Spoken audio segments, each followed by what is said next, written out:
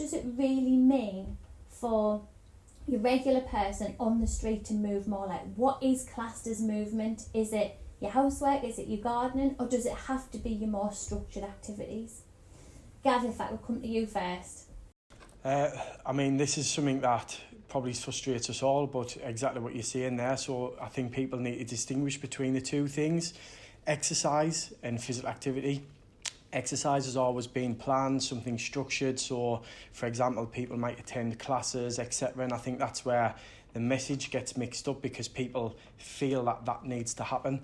And what we're trying to obviously promote here is just that general movement, which is physical activity. Anything where we're moving is pretty much the message that we're trying to spread. So I suppose the take home for me and the staff here at Great Annual Savings is, how do we move more throughout the day, whether that's be from getting out of the car, whether that's active travel, biking to work, whether that's obviously getting off the bus stop a bit earlier.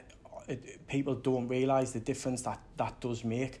And I think that's the message that I definitely want to leave with today. Like, how do we challenge people to move more from a day-to-day basis, and not almost get wrapped up in that exercise world of, I've got to attend a class or I've got to do something hard. It's just, how do we move more?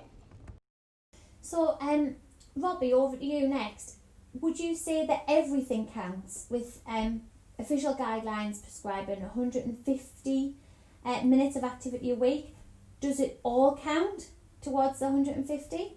My whole sort of stance on it is, like, if you're doing nothing, then going for a walk around the block is your win, and that's where you go with it. And whether that's, I quite like what you're saying there, Gav, actually, about classifying it as exercise and just actual general activity, but just start where you are and do what you can and feel good about it. But I think in the time I've been in the fitness industry, and I think we're almost to blame, because it's come a long way, but I think when I started, I don't know, maybe sort of 10, 12 years ago now, it was all about the grind, it was the hustle, it was training insane, and everything was, almost like training has to be really hard, otherwise it's not training.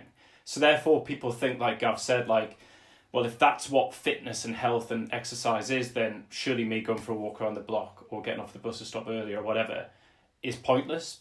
But I'm totally with you. I'm all about celebrating what you can do. It's never pointless. It makes a massive... If that makes you feel better, then it clearly can't be pointless, and that can be the start for you to then build on that, and then you do something else, and then it builds that positivity. Always it's a ripple effect, you know what I mean? So I don't know, going back to what you said, Katie, I don't get too caught up in kind of what's... I know we should all be trying to be active, but I just always try and start where the person is and just, well, what can you do? And then build from there, if that makes sense.